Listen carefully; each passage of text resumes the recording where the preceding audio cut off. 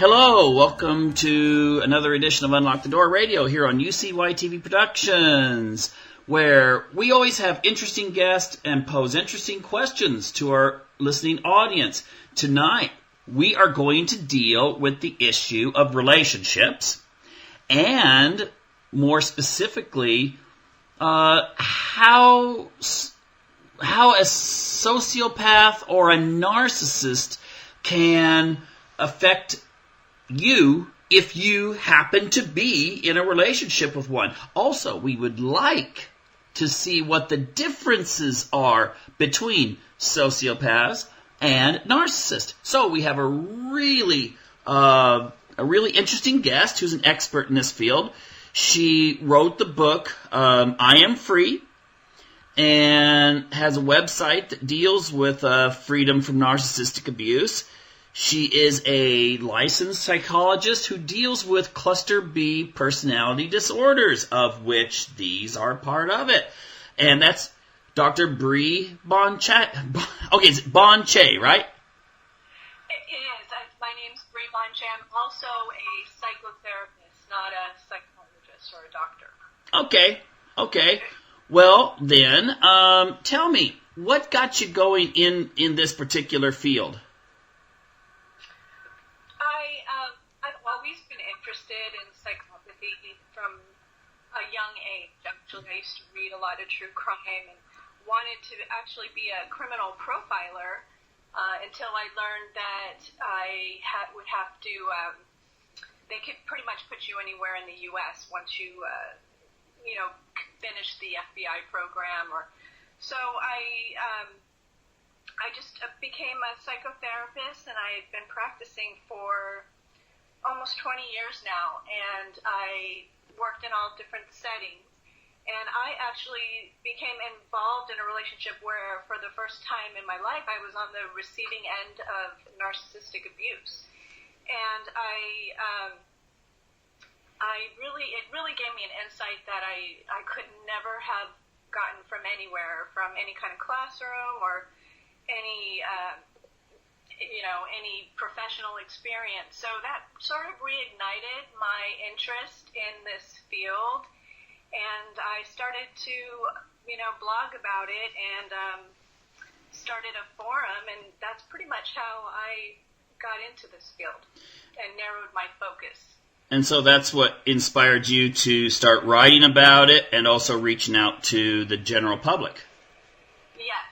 Yes, definitely. I was really wanting to raise awareness because it was something that, like I said, any kind of classroom experience would not have really given me the same kind of perspective to really understand it to the degree that I did when I actually experienced it. And so I really felt that it was important to try to raise more public awareness about it and help other people recover from it, because I was seeing that so many people were so damaged. So this reaches this is like a large scale number of people that are affected by such people. Yeah, when I started blogging about it and started my Facebook forum, I was really shocked and surprised about how many people were coming forward and saying that they had been in these type of relationships. And in fact, I was kind of skeptical that there could be this many. And so I started to do a little bit of my research, and I came across something that Sandra L. Brown, who's the author of oh my goodness, she's the author of the book Women Who Love Psychopaths. I'm sorry. And so she was basically, I guess, her and her team had done some math and came, they took the number of antisocial personality disorder people, population in the U.S. and narcissistic population, and added that up, and I think they times it by like 5 people that they could possibly negatively impact over their lifetime, and came up with the number of 60 million people are negatively impacted by these types of personalities. And so, that's a lot of people. That's actually more people than diabetes or depression. And yet there's not any kind of public awareness or public education on any real level about it. No, and like Hollywood, the way they present people with these kinds of disorders is, would you agree it's kind of cartoonish? It doesn't really show you how they really are in real life? Yes, absolutely. And I think it's actually quite a disservice, because I think people really look for, or most people really have no idea what a narcissist is. I think if you were to go on the street and just kind of randomly ask people what is a narcissist or what is a sociopath, you would probably get answers like, a narcissist is someone who's really vain or into themselves or takes a lot of selfies, and they probably think sociopaths are murderers, and really that it couldn't be further from the truth. Vanity is just a very, very minor characteristic of narcissists, and not even all are vain or concerned about their appearance. So it's really misleading, and I think that it's part of the reason why that narcissist can be so damaging, is because people aren't really looking for or even knowing what to look for. Okay, we're going to get into that here in a lot more depth. I was just, for just the sake of discussion though, since we're contrasting narcissist, would you say there's really not a major difference in regards to impact and basic personality traits of a sociopath and a psychopath?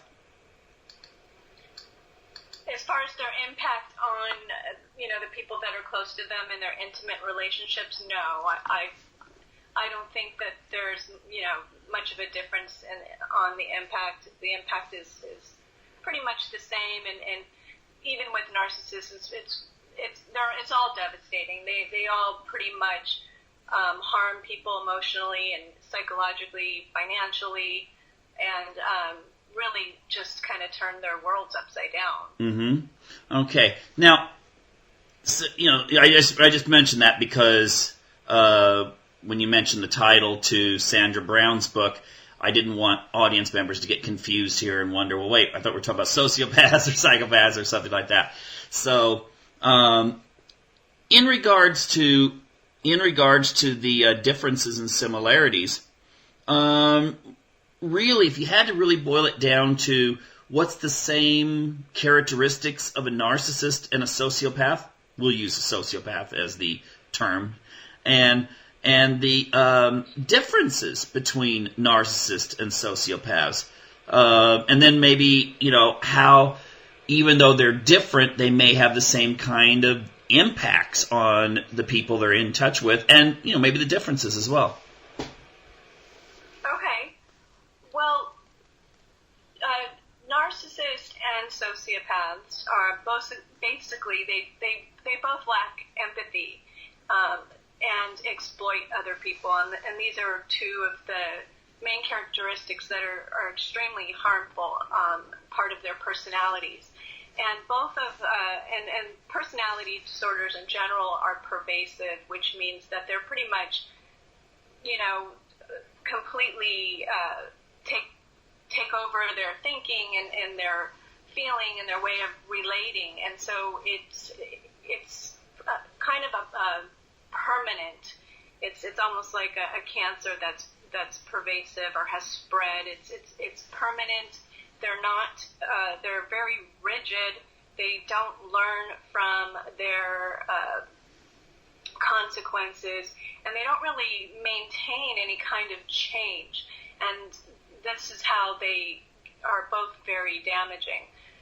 As far as narcissist is, the differences between a narcissist and a sociopath is sociopaths are more,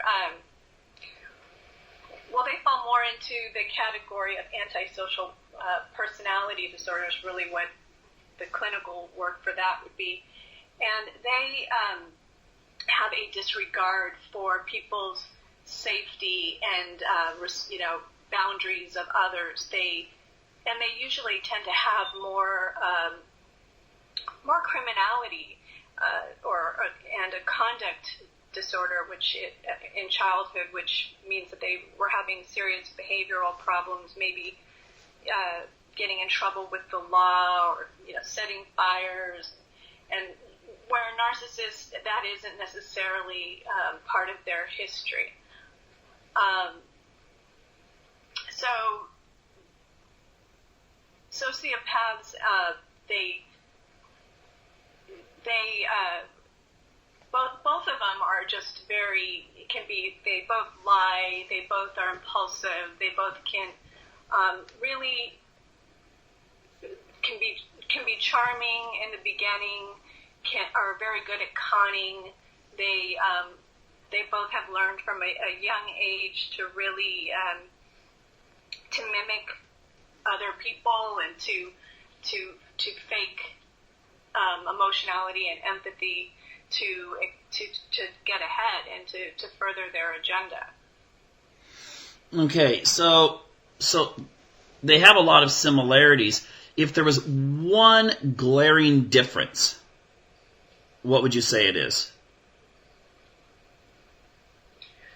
I think that narcissists are able to fit in better than sociopaths. They're probably can fly under the radar a little bit better. Sociopaths tend to be a little bit more. They live more on the fringe of society. They tend to be more low functioning. Not all the time, just generally. They're a little bit more low functioning. Where narcissists probably are a little bit, or even a lot at times, can be better socially. Narcissists are more. They do things. They're more motivated out of ego, out of fulfilling their ego need. That they're more driven by the need for praise and approval and adulation, where sociopaths aren't really as affected as much by that they're not as driven by that need. Mm-hmm. Yeah, I've heard exactly what you said there. I've heard that the sociopath really doesn't care what people think of their actions, whereas the narcissist actually does have a certain level of ego approval, so therefore they do tend to fit in a little bit better. Exactly, and they definitely they're more pro-social. I kind of look at them as they're more high functioning, and they usually have good jobs. They can keep relationships longer. They usually don't have so much criminality, and if they do, it's probably more hidden. It's sociopaths tend to just to be just to have more criminal history, just more antisocial type behaviors that are obvious and apparent in the way that they live their lives.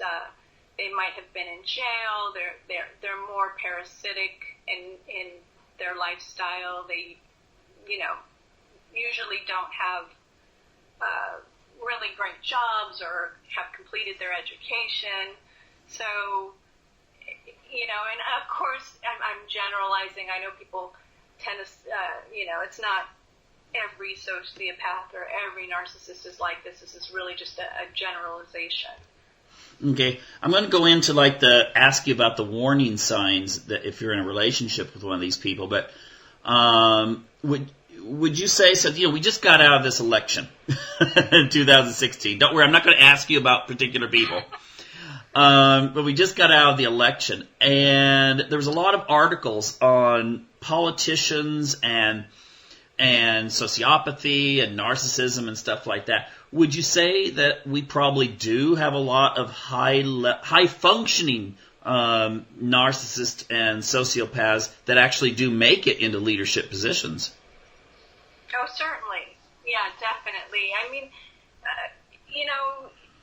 in some ways,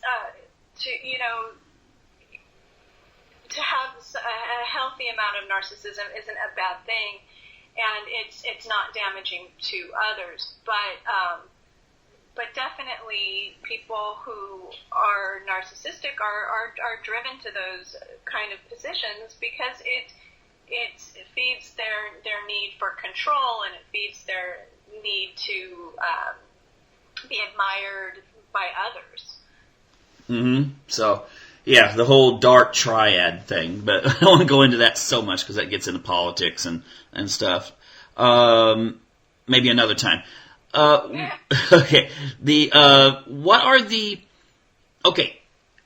the early warning signs? Let's say you have, and I'm not saying, I know that there's plenty of narcissistic and sociopathic women. I mean, that's what my fiction series, Freedom from Conscience, is all about, a kind of a sociopathic female.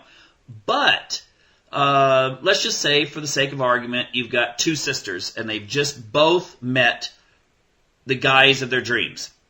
And unfortunately, one of them has just met and is dating a narcissist. The other one has just met and is dating a sociopath. What are the early warning signs each might take into account? That's an interesting question. I don't think the warning signs would be too different between the two. I think more the lifestyle and would be more telling of which one is a narcissist and a sociopath.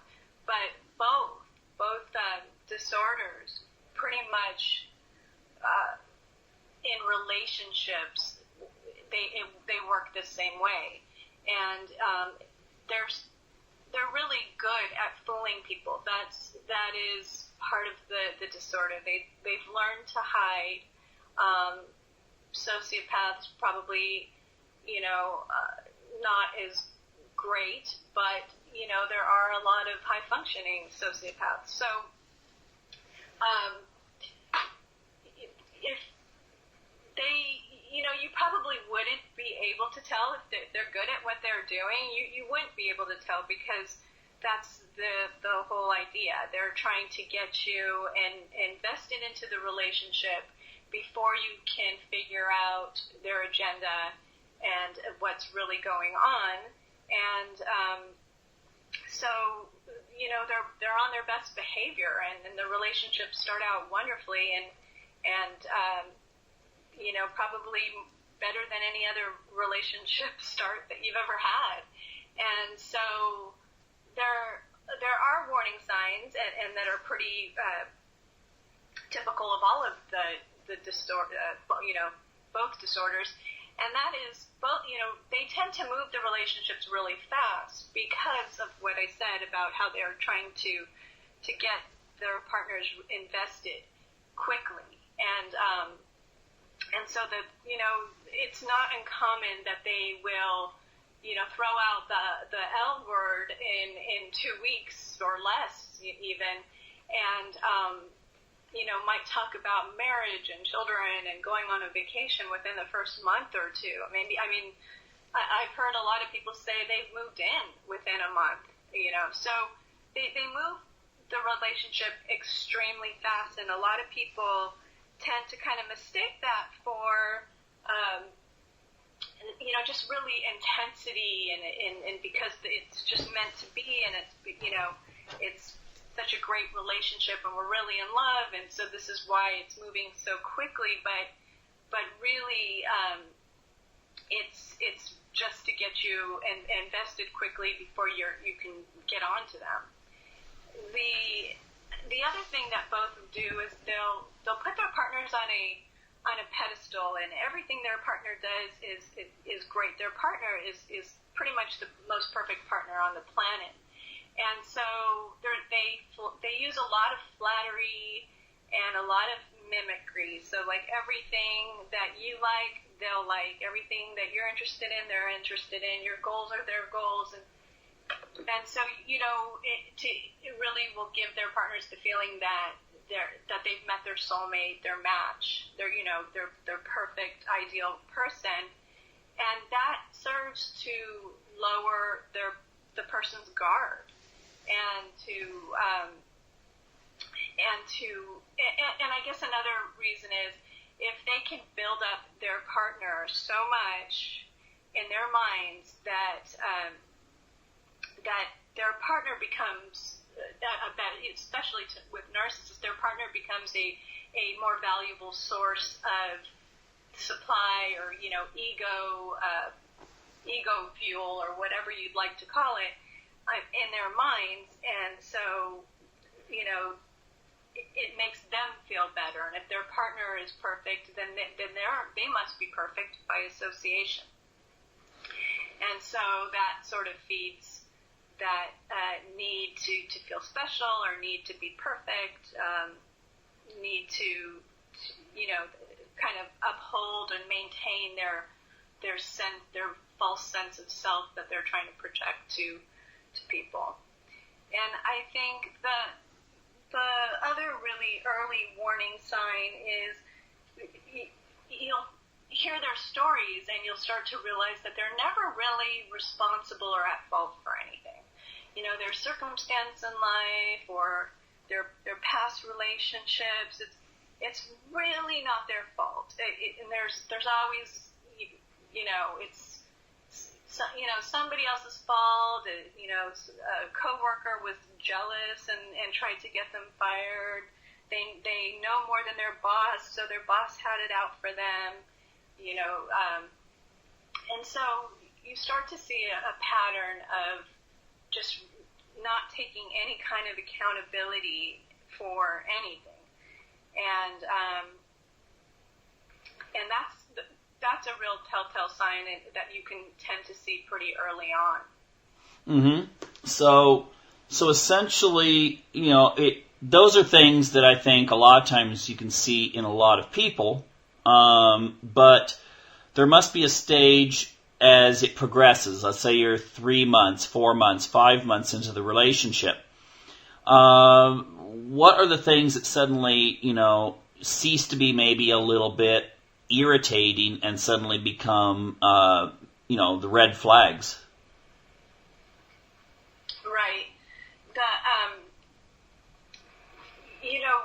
Over time, it's interesting because I was kind of curious to find out when, in hindsight, people realized there was a change, or what they say, that the mask slipped. So I just sort of did an informal, anecdotal survey of 100 survivors and asked them when they first started to see that mask slip and start to really see signs that something was wrong.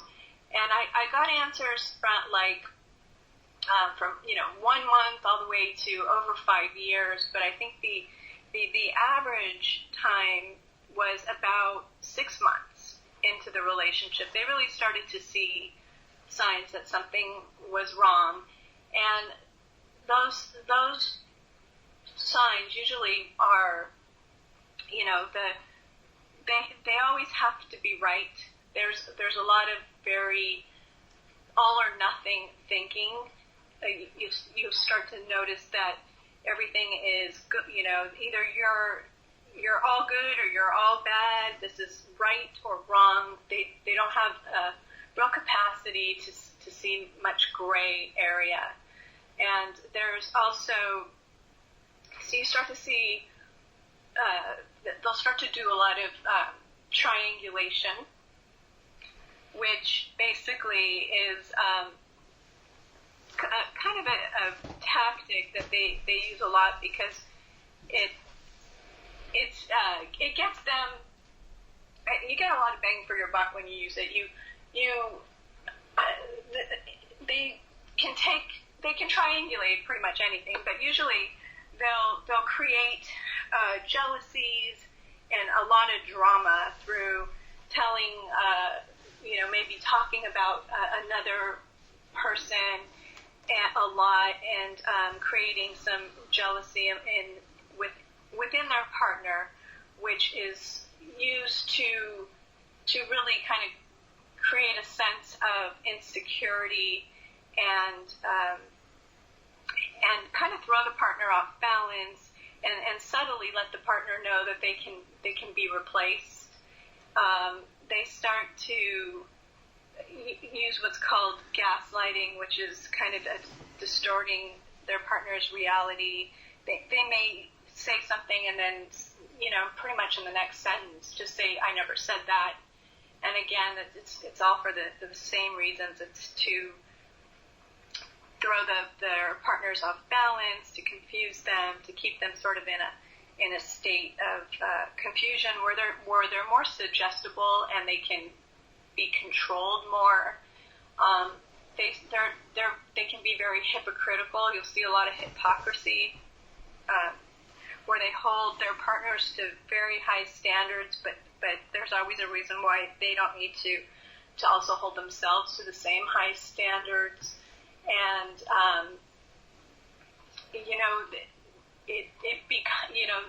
you'll see a lot of just basic, complete opposite behavior from the beginning, which creates a lot of confusion in partners because the partner tends to think, well, what did I do? How come this person's changed? And the narcissist or sociopath will then always make it their partner's fault again because they don't take responsibility. So their partner starts to feel that they can't do anything right, that what they do is never good enough, and those tend to just worsen over time. Mm-hmm. So do you think that these people, the narcissists and the sociopaths, do they do this deliberately? Do they do it subconsciously out of habit, or like a combination of both? Yeah, I believe it's probably a combination of both.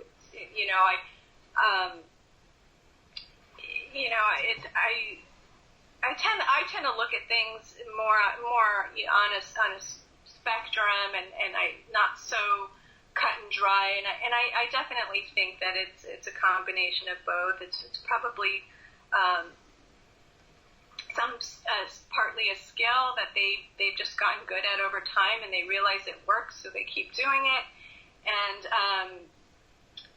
part of it's probably more just conscious, and they it's sort of in their personality to do it, and they do it because it comes natural. Okay, interesting. Hey, by the way, statistically, you've treated the victims, right? Yes. Have you ever treated the perpetrators? No. I mean, I've seen them in practice. I've seen them because family members have, brought them in, begrudgingly or something. But no, I've never strictly focused on treatment of personality disorders. Okay. And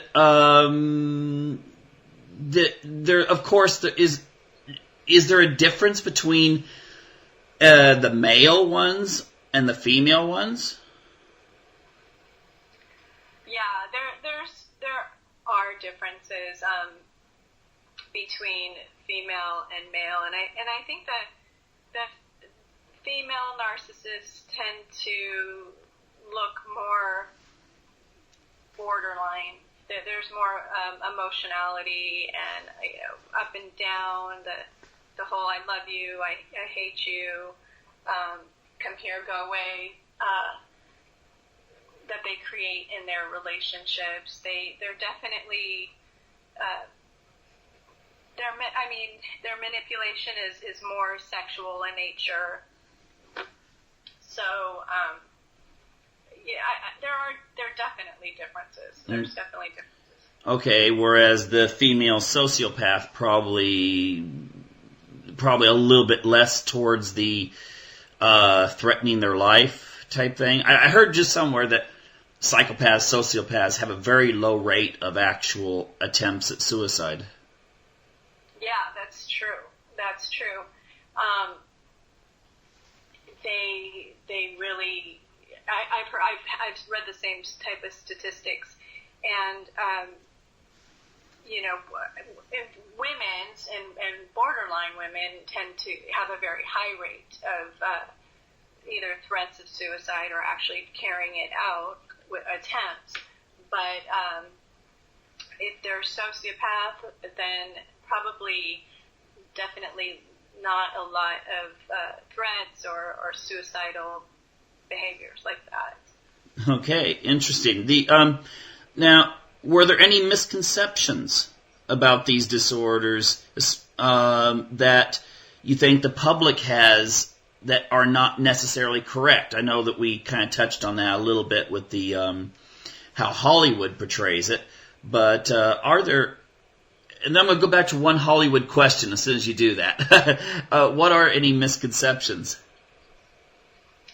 Well, I think the biggest misconception is, as far as narcissists, is that they love themselves. I mean, I think the word narcissist means self-love, and in actuality, they don't love themselves, and basically their entitlement and their grandiosity and are really just covers for their feelings of inferiority and self-loathing at times. So I think that is really the biggest misconception. They're really driven by their behaviors, that their need to control and their entitlement. They always put themselves first. Their self-centeredness is really driven from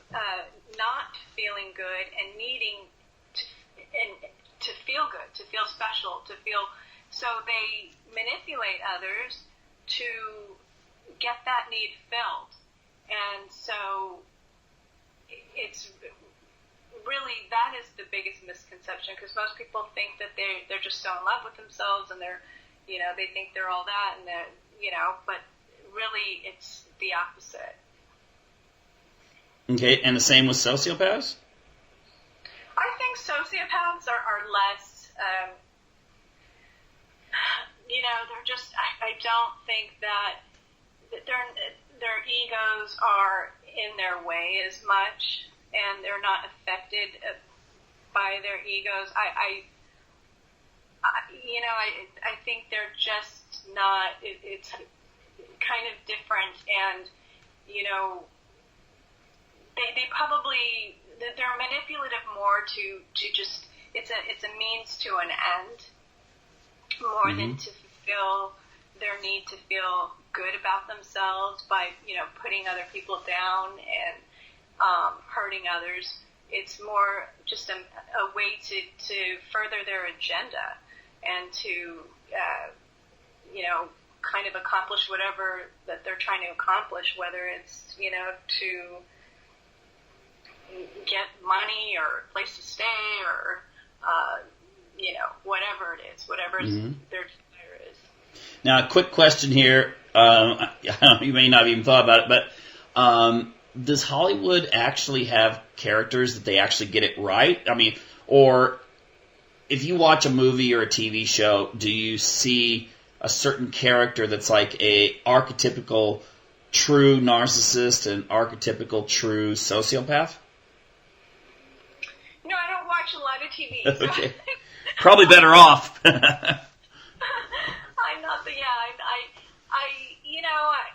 I really can't answer that. I know there's so many shows out there too that but I don't watch them, so I can't really say. Okay, that's fine. I thought, you're down Southern California, maybe. That's where they make all these films. I'm sure there's plenty of sociopaths that inhabit Hollywood. That's for sure. I'm sure. I mean, they're everywhere, and that's the thing. I mean, there's so many of them, and we just don't know it, and there's no real education about it, or any kind of awareness of what to look for, and they're really damaging, and there's, they affect so many people, and the effect isn't just on those people, but it's even larger than that, because these people that, relationships, even just non-toxic relationships, affect people badly, and they have a lot of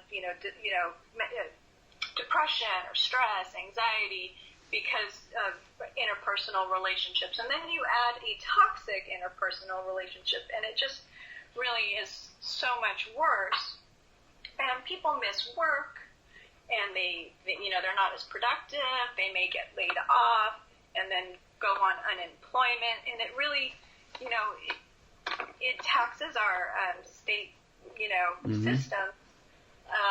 If they don't have money, then they might go, apply for public housing, and all sorts of things, and then also the court systems, our family court systems, get clogged, and that costs, money, and narcissists tend to be very litigious, so it just makes it even worse, and so it really, it's a really negative impact, and more than we even realize. Now, I know that it sounds like probably the damage they do to a person in a relationship is fairly similar. I mean, if you go to the hospital and your arm got broken because you fell off a ladder, or you got in a fight, your arm still is broken. It's even though it's from a different source. Would you say that's pretty accurate, that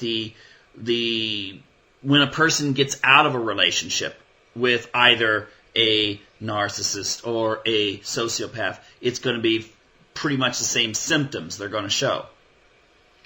Yes, absolutely. And a lot of people do get stuck on trying to figure out if their ex was a narcissist or a sociopath.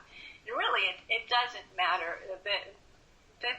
The damage is the same, that the effects are felt the same, and knowing whether they were a narcissist or a sociopath doesn't make any difference. If it was a sociopath, doesn't necessarily mean that the abuse was worse, or the damage was worse to the psyche, or so it definitely would be the same impact on the person. So how do people heal from this? Well, it's a process, and it takes a lot of people. It takes since it's such a foreign concept, and they really can't wrap their heads around it. It takes a lot of education about this disorder to really understand it, and to understand that it's pervasive, and to sort of let go of the hope that this partner that they love can change, because there are experts who do believe that that they can be helped, but really there's really not a lot of good studies that support any kind of change like that, or that their therapy really does any long-term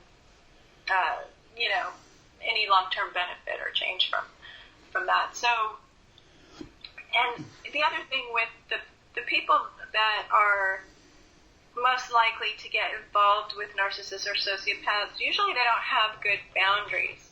And so developing really strong and firm boundaries is important. Is not even important. It's essential, and it's essential to also to prevent relationships like this from happening again, because just knowing about it and understanding it and being able to, tell people the difference between a narcissist and a sociopath and the definitions for all the different terms like triangulation and gaslighting, which all the survivors know, is not enough to prevent it from happening again.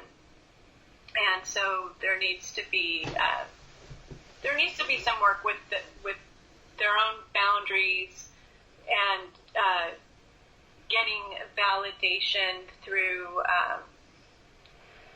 people who've experienced it, through therapists, because a lot of times at the end of these relationships, that nobody believes them, or everybody, or even their own family may think that their ex is such a wonderful person because they didn't see it, and of course they're good at conning people.